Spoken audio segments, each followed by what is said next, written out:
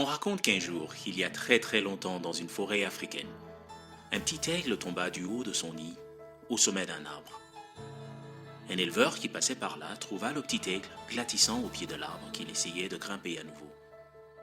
L'éleveur, pensant être face à un poussin égaré, le prit, le mit dans son panier et l'emmena à la ferme.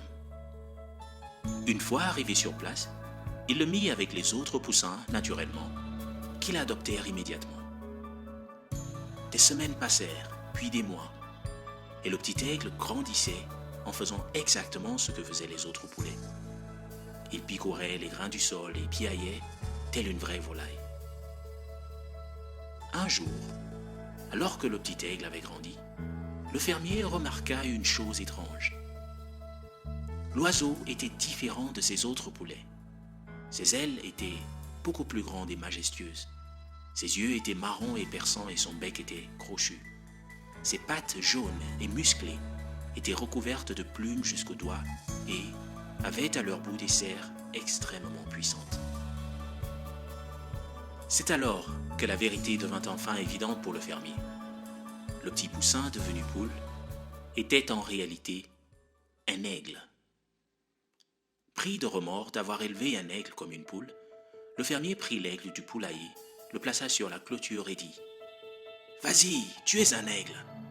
Étends tes ailes et envole-toi. » L'aigle confus regarda l'homme un moment, puis sauta du haut de la clôture et alla rejoindre les autres poules dans le poulailler. Mais le fermier n'abandonna pas. Il revint le lendemain et essaya à nouveau de convaincre l'aigle d'assumer sa grandeur et de voler. « Vas-y, tu es un aigle. Tu appartiens au ciel et non à la terre. Étends tes ailes et vole. » Mais une fois de plus, le grand oiseau regarda l'homme, puis redescendit dans le poulailler. Le fermier et l'oiseau continuèrent ainsi tous les jours, pendant des semaines. Puis un jour, dans un élan désespéré mais conscient du potentiel de l'aigle, le fermier emmena l'oiseau au bord d'une falaise, loin du poulailler. L'homme prit l'oiseau avec ses deux mains et murmura « Écoute-moi, tu es un aigle. Tu appartiens au ciel et non à la terre. Étends tes ailes et vole. » Cette fois, l'aigle regarda vers le ciel et, mu par une force inconnue, redressa son corps et étendit ses ailes massives et décolla des mains du fermier.